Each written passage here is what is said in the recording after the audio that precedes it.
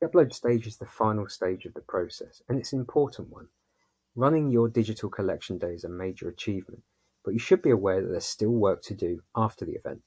You need to make sure that you have the volunteers and the equipment required to carry out these tasks.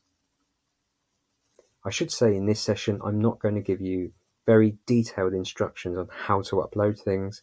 For example, what website addresses you'll need to use, what guidance there'll be in place. This is a very high level overview, and all of that detailed information will be emailed to you after your event to make it much easier for you.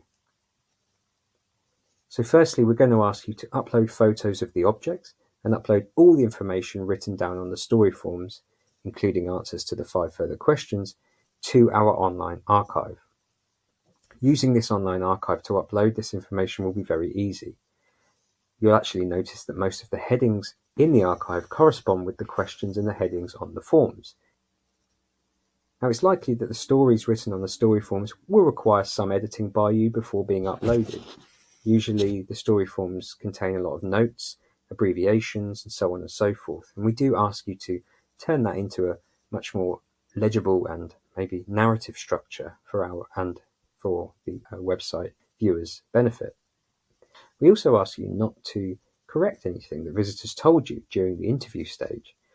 We know that this might irk some of you who are particularly keen on getting the facts across, but whilst we also are interested in that, we are also keen to hear what visitors said and maybe investigate why they interpret things in a slightly different way. So again, please don't correct anything that visitors have said. If you feel the need to mention the fact that something they've said must be not true, then please just add a note at the end of your submission. Now, in order to upload this information, you're going to need the story forms to hand, the object lists. You're going to need to have access to the memory cards with the photographs on them. You're going to need to browse through those images of objects and ensure that they're in a fairly suitable condition. Again, we're not asking you to use Photoshop or anything like that in order to get them to a certain standard, but we do ask, for our benefit really, to try and not upload anything that isn't pixelated or that's in a very poor resolution, that's very blurry. Please cut out any black space. Please cut out people's thumbs and fingers if they're in the edge and the corners of images.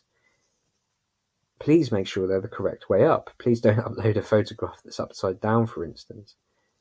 You just need to think about what are people going to want to see when they access the archive.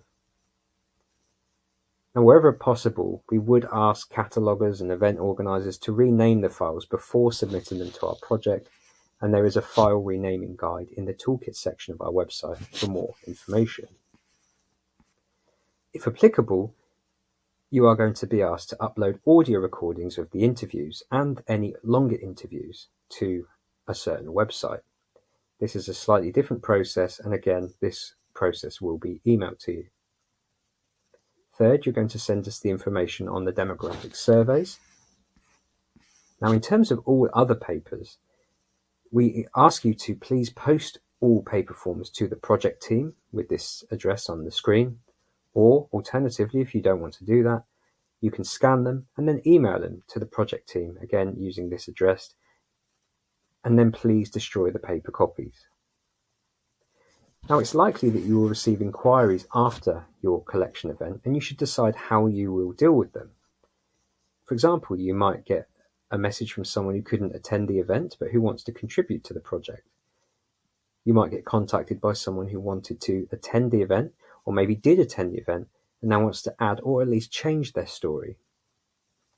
You may get contacted by somebody asking for copies of images or for further details about a particular story. This is likely from the local press.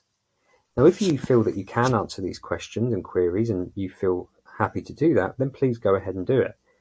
But please note that you can pass any of these kind of queries on to us at our usual email address.